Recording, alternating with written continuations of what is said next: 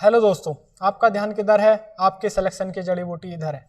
तो जैसा कि आपको इंतजार था एक कंबाइंड सेट का जिसमें सभी सब्जेक्ट कवर किए गए हैं, तो आज से हम स्टार्ट करने जा रहे हैं पूरा कंबाइंड सेट जो आएगा, और आपका सिलेक्शन इससे बाहर नहीं होगा। मतलब जितने क्वेश्चन आएंगे आपके सेट्स में, इन्हीं सेट्स में से होंगे। बस आपको ध्यान लगाकर इन्हें देखना है और मैं जो बताऊँगा वीडियो में उसको सुनना है। तो आपका स्वागत है रैंक अप 360 पर। अपने दोस्तों को शेयर करें ताकि वो भी अच्छे से तैयारी कर सकें। चलिए, क्वेश्चन नंबर 1, निम्नलिखित में से कौन सा ए बी डाइस के विधि के शासन का सिद्धांत नहीं है? तो देखिए, आपने देखा होगा आर्टिकल 14। आर्टिकल 14 में क्या है आपका? ए बी डाइस जो कंसेप्ट है उसमें 3 नियम होते हैं, और तीनों नियम क्या है आपके? देखिए, एक नियम है आपका विधि के समक्ष समानता, मतलब इक्वलिटी बिफोर लॉ। एक होता है वैधानिक भावनाओं की प्रधानता, और एक होता है विधि की सर्वोच्चता, यानी कि जो हमारा लॉ है वो उसकी सुपरमेसी होती है। तो ये तीनों होंगे, तो बचा कौन सा? Option number A. Option number A क्या हो जाएगा? इसका राइट आंसर हो जाएगा। और ये क्वेश्चन कहाँ से बना है? आर्टिकल नंबर 14 से बना है। चलिए नेक्स्ट क्वेश्चन देखिए, भारतीय संविधान की संसदीय प्रणाली किस देश के नमूने पर आधारित है? तो ये किस देश के नमूने पर आधारित है? ये है क्वेश्चन है आपका कि सोर्स। आपको पता होगा कि हमारा जो संविधान है वो काफ़ी देशों से जो उसके सोर्सेज हैं वो लिए गए हैं। तो संसदीय प्रणाली किस देश से ली गई है, इस क्वेश्चन में ये पूछा है। तो संसदीय प्रणाली ली गई है आपकी यूनाइटेड किंगडम से। यूनाइटेड किंगडम से और भी चीज़ें ली गई हैं, जैसे कैग हुआ, बजट हुआ, महान्यायवादी का पद हुआ, मंत्रिमंडल हुआ, ठीक है, सिंगल सिटीजनशिप हुई। तो ये सब कहाँ से लिया गया है आपका? यूके से। इसी तरह से कनाडा से लिया गया है, हमारा फेडरल सिस्टम लिया गया है। एडवाइजरी जो होता है ज्यूरिडिक्शन, वो भी यहाँ से लिया गया है। ऑस्ट्रेलिया से हमारे भाषा ली गई है। और क्या लिया गया है? हमारा उपराष्ट्रपति का पद, उसको हटाना, राष्ट्रपति को हटाना, सुप्रीम कोर्ट के जजेस को हटाना, ये सब कहाँ से लिया गया है? आप कहेंगे यूएसए से लिया गया है। चलिए नेक्स्ट क्वेश्चन है आपका, संविधान के प्रत्येक पृष्ठ के किनारों बॉर्डर को किसने डिजाइन किया था? तो किसने डिजाइन किया था? आप कहेंगे नंदलाल बोस ने। लेकिन प्रेम बिहारी नारायण रायजादा ने क्या करा था? जो संविधान है हमारा उसे जो लिखा है वो किसने लिखा है? आप कहेंगे प्रेम बिहारी नारायण रायजादा ने लिखा है। नेक्स्ट क्वेश्चन, 1946 में भारत की संविधान सभा के अध्यक्ष कौन थे? तो देखिए, 2 सदस्य थे। कौन थे अध्यक्ष? पहले थे जो अस्थायी रहे हैं, वो कौन है? डॉक्टर सच्चिदानंद सिन्हा। और परमानेंट जो रही थी, जो 11 नवंबर को बनी है, उसके कौन थे? आप कहेंगे डॉक्टर राजेंद्र प्रसाद। और जबकि जो अस्थायी हमारी सभा थी वो क्या थी? आपकी 9 नवंबर को बनी थी, 9 नवंबर 1946 को। चलिए नेक्स्ट क्वेश्चन देखिए, भारत के लिए संविधान सभा का विचार पहली बार किसने पेश किया था? देखिए, ये पेश किया था मोतीलाल नेहरू ने 1924 में अंग्रेजों के समक्ष। लेकिन ये औपचारिक रूप नहीं था। औपचारिक रूप से जो किया था वो क्या था? 1934 में। किसने किया था? एम.एन. रॉय ने किया था। और 1934 के बाद इसको पंडित जवाहरलाल नेहरू ने क्या है, उसको स्वीकार भी कर लिया था। चलिए नेक्स्ट क्वेश्चन आपका, संघीय न्यायालय की स्थापना किस अधिनियम के तहत की गई थी? यानी कि जो सुप्रीम कोर्ट है आपका वो किस अधिनियम के तहत बना था? तो आपको पता होगा ये किसके तहत बना था? आप कहेंगे भारत सरकार अधिनियम 1935। आपको रेगुलेटिंग एक्ट याद होगा 1773 का, जिसमें सुप्रीम कोर्ट आया था भारत। और इसमें क्या था? वो हमारे 4 जजेस द्वारा स्थापित किया था, जिसके जो हेड जज थे वो कौन थे? एलिजा इम्पे थी, ठीक है। और अन्य 3 जज के नाम आप कमेंट बॉक्स में लिखकर बताइए। चलिए नेक्स्ट क्वेश्चन आपका, भारतीय संविधान में केंद्र के पास अवशिष्ट शक्तियां का प्रावधान कहां से लिया गया है? तो ये कहां से लिया गया है? आप कहेंगे कनाडा से। और फेडरल सिस्टम कहां से लिया गया है? कनाडा से।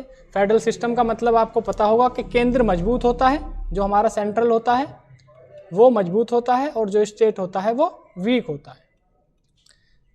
और सिंगल सिटीजनशिप का कंसेप्ट कहाँ से लिया था? आप कहेंगे ब्रिटेन से लिया था।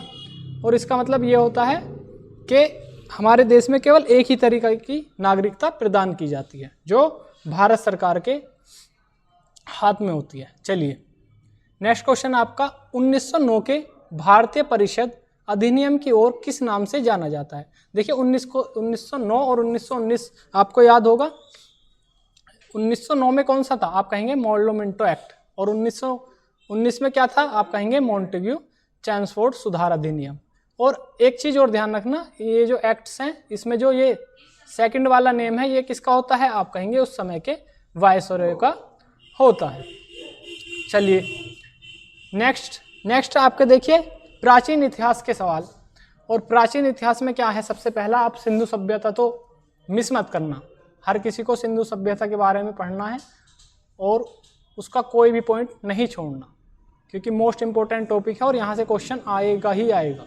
चलिए हड़प्पा किस नदी के तट पर स्थित था, तो आप कहेंगे किस नदी पर था, रावी। और मोहनजोदड़ो किस नदी पर था, तो वो किस पर था, सिंधु पर। ट्रिक याद रखना कि मोहनजोदड़ो सिंधु पर। चलिए नेक्स्ट क्वेश्चन आपका, समुद्रगुप्त के शासनकाल में वर्तमान बंगाल किस रियासत से संबंधित था, तो किस रियासत से संबंधित था, आप कहेंगे समताता से। इसी तरह से करतारपुरा कहाँ है, उत्तराखंड से है। ये उस समय का जो मैप था वो किसके अंडर में आते थे, ये उस बेसिस पर क्वेश्चन पूछा गया है। चलिए नेक्स्ट क्वेश्चन है आपका, कालिदास ने अपने नाटक किस भाषा में लिखे हैं, तो किस भाषा में लिखे हैं, आप कहेंगे संस्कृत भाषा में लिखे हैं। और इनके जो नाटक हैं और जो उनके पुस्तक हैं उनके नाम जरूर याद रखना, वो बहुत पूछे जाते हैं, जैसे मेघदूतम, अभिज्ञान शकुंतलम, ठीक है। तो इनके जितने भी हमारी पोइट्री और वो है इनका वर्क है उस सभी को याद रखना, उनके जो बुक्स के नेम हैं उनको जरूर याद करके जाना। चलिए नेक्स्ट क्वेश्चन आपका, इतिहासकारों द्वारा भारतीय इतिहास में स्वर्ण युग किसे काल को कहा जाता है, तो किस काल को कहा गया है, आप कहेंगे गुप्त काल को गया। और गुप्त काल कब से कब तक है, आप ये मुझे बताइए कमेंट बॉक्स में लिखकर कि ये कब से कब तक रहा है। मैंने एक हिंट दे दिया आपको, 240। चलिए आलमगीरपुर मेरठ किस प्राचीन सभ्यता का स्थल है, तो किस प्राचीन सभ्यता का स्थल है। देखिए जो सिंधु घाटी सभ्यता है उसके जो 4 कॉर्नर है उसको आपको याद रखना होगा। वैसे तो वो ट्रायंगुलर बेस शेप में है, लेकिन मैं बता देता हूँ आपको। यहाँ पर देखिए मांडा था जो जम्मू कश्मीर में है, दूसरा क्या है यहाँ पर आपका, ये आलमगीरपुर है जो मेरठ है, हिंडन नदी के पास है। इनकी नदी भी याद रखना और ये कहाँ से हैं, कौन से स्टेट से, ये भी याद रखना। आलमगीरपुर है यहाँ पर क्या है आपका, दाइमाबाद है। दाइमाबाद कहाँ पर है, आप कहेंगे महाराष्ट्र। और इसी तरह से बलूचिस्तान वाले इस एरिया पर क्या है आपका, सुतकांगा डोर है। तो आलमगीरपुर कहाँ से हुआ, आप कहेंगे सिंधु घाटी सभ्यता से हुआ, ठीक है। चलिए अब क्वेश्चन आए आपके वर्ल्ड ज्योग्राफी से, क्योंकि वर्ल्ड ज्योग्राफी ही क्या है, सिलेबस का पार्ट है। और कुछ क्वेश्चन देख लेते हैं। देखिए सौरमंडल में किस ग्रह की वलय प्रणाली सबसे विस्तृत है, तो वलय जो रिंग्स बने हुए हैं वो किसके इर्द गिर्द हैं, आप कहेंगे सैटर्न यानी कि शनि के। और इसकी जो डेंसिटी होती है वो क्या होती है, आप कहेंगे इसकी डेंसिटी वाटर से भी कम है, यानी कि अगर आप इस ग्रह को पानी में रखेंगे तो ये पानी के ऊपर भी क्या है, फ्लो कर जाएगा, ठीक है। और ये किसकी बनी होती है, धूलकण की बनी होती है वलय की, जो ये हमारे हैं रिंग्स सैटर्न की। तो शनि इसका राइट आंसर हो जाएगा। चलिए नेक्स्ट क्वेश्चन, माउंट एवरेस्ट किस पर्वत श्रृंखला में स्थित है, ये तो सभी को पता होगा किस में स्थित है, आप कहेंगे हिमालय। और इसकी जो माउंट एवरेस्ट की ऊंचाई है आप कितनी होती है, सी लेवल से 8,848 मीटर। और ये कहाँ पर स्थित है, आप देखिए जो माउंट एवरेस्ट है वो नेपाल में स्थित है। और नेपाल में इसे किस नाम से जाना जाता है, आप कहेंगे सागर माथा के नाम से जाना जाता है, ठीक है। और देखिए ये जो पर्वत श्रृंखला है ये जो साइबेरिया से उठती हुई ठंडी हवाएं आती हैं उनको भी रोकता है। इसी वजह से भारत का जो जलवायु है वो काफ़ी हद तक ठंडा होने से बच जाता है। चलिए पुरानी जलोढ़ मिट्टी को किस नाम से पुकारा जाता है, तो पुरानी जलोढ़ जो मिट्टी होती है, जलोढ़ मिट्टी 2 भाग में बटी होती है, एक पुरानी होती है एक नई होती है। पुरानी और नई जो नवीनतम होती है, जो अभी बहाव आया है नदी का और उसके साथ कुछ हमारे कणवण आ गए हैं और वो क्या है, एक लेयर बना लिया उसने पृथ्वी उसके धरती के ऊपर, तो वो होती है हमारी खादर। और जो पुरानी होती है वो कौन सी होती है, आप कहेंगे बांगर, यानी कि इस ऑप्शन का राइट आंसर क्या हो जाएगा, बांगर। और खादर क्या हो जाएगी आपकी, नवीन जलोढ़ मिट्टी हो जाएगी। चलिए नेक्स्ट क्वेश्चन देखिए, पृथ्वी की सतह के अचानक हिलने या कंपन को क्या कहा जाता है, तो क्या कहा जाता है, आप कहेंगे भूकंप कहा जाता है।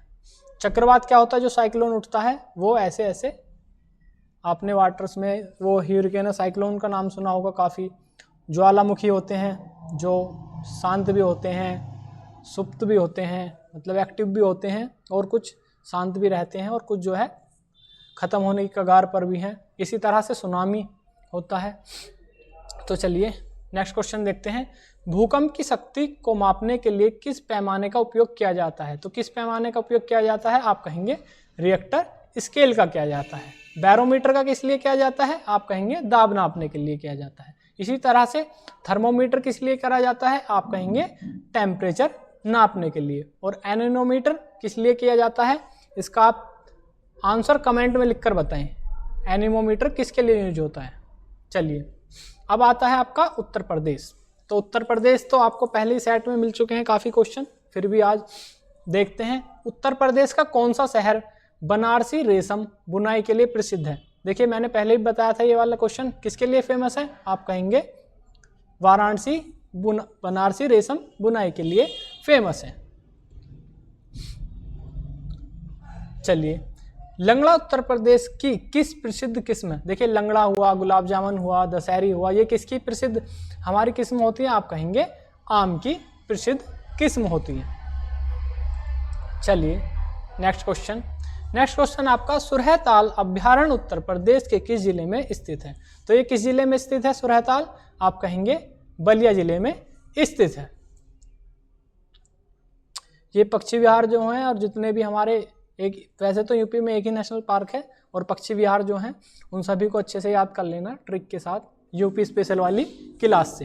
देखिए अगला क्वेश्चन आपका, दुधवा राष्ट्रीय उद्यान उत्तर प्रदेश के किस जिले में स्थित है, तो किस जिले में स्थित है, आप कहेंगे लखीमपुर खीरी, यानी कि खीर बनानी है आपको तो दूध की आवश्यकता पड़ेगी।